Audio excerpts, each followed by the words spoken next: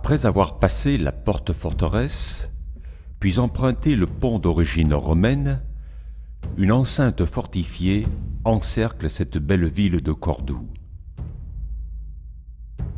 À l'intérieur de ces murs s'impose la grande mosquée de Cordoue.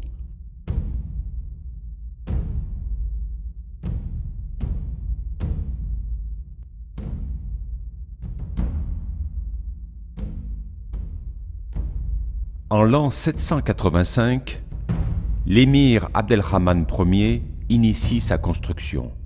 Ce sera le monument majeur de l'architecture islamique, témoin de la présence musulmane en Espagne du 8e au 15e siècle. La mosquée est agrandie 3 fois de suite par les successeurs d'Abdelrahman Ier, pour finalement s'étendre sur 23 000 mètres carrés. Elle devient ainsi la plus grande mosquée du monde après celle de la Mecque. Les musulmans ne pouvant se rendre à la Mecque peuvent accomplir leur pèlerinage à la mosquée de Cordoue. Cela conduit aussi à la notoriété de la ville, aussi puissante que Byzance ou Bagdad. Un regard sur les anciennes portes d'entrée de la mosquée. Une des portes franchies, on se retrouve dans la cour des orangers, agrémentée de palmiers et de cyprès, et des bassins d'eau, comme celui-ci pour les ablutions.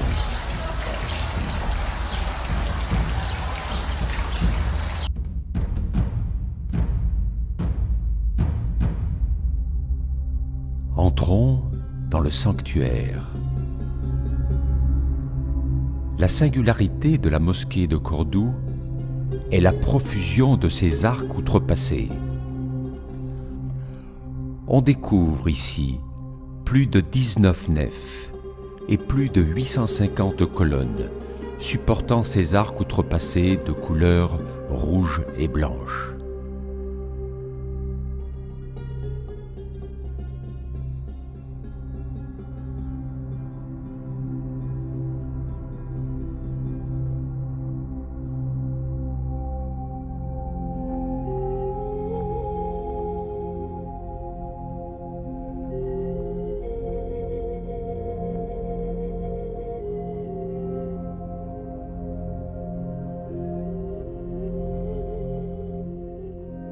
Et voici le mihrab, souvent décoré avec 2 colonnes.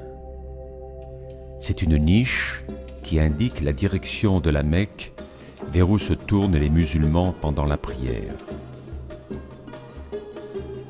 À la demande du califat de Cordoue, une coupole monolithique est érigée et superbement décorée de mosaïques inspirées de l'art byzantin. Au XIIIe siècle, le pouvoir mauresque s'affaiblit. Conjugué avec la reconquête des royaumes musulmans par les souverains chrétiens, la ville de Cordoue revient à Ferdinand III de Castille. Aussitôt, la mosquée devient l'église de Cordoue en 1236. 300 ans plus tard, en 1523, contre l'avis de la population, on construit en plein centre de l'ancienne mosquée une cathédrale. Le conseil municipal menace même de mort les architectes et les ouvriers qui appliqueraient l'ordre impérial de construire une cathédrale dans ce monument exceptionnel. On doit faire appel à l'arbitrage de Charles Quint pour continuer les travaux. Il donne l'ordre de les continuer. On passe de l'humilité à l'ostentatoire. Le résultat ? Les chrétiens ont muré 19 arcades, détruit 400 colonnes.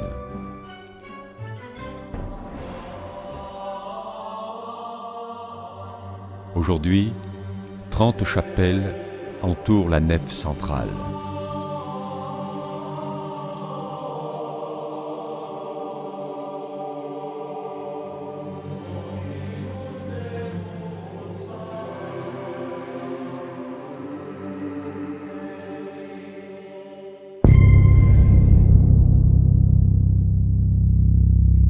Mais lorsque Charles Quint arrive à Cordoue, il est consterné.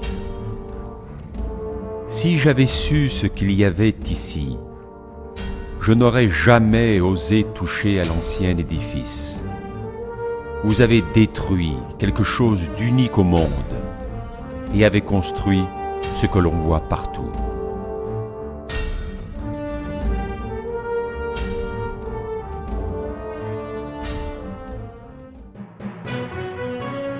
Sous son nom ecclésiastique d'église cathédrale de Notre-Dame de l'Assomption, la mosquée cathédrale de Cordoue est classée au patrimoine mondial de l'UNESCO en 1984. On aurait pu croire aujourd'hui que cette curiosité architecturale serait un lieu de culte interreligieux.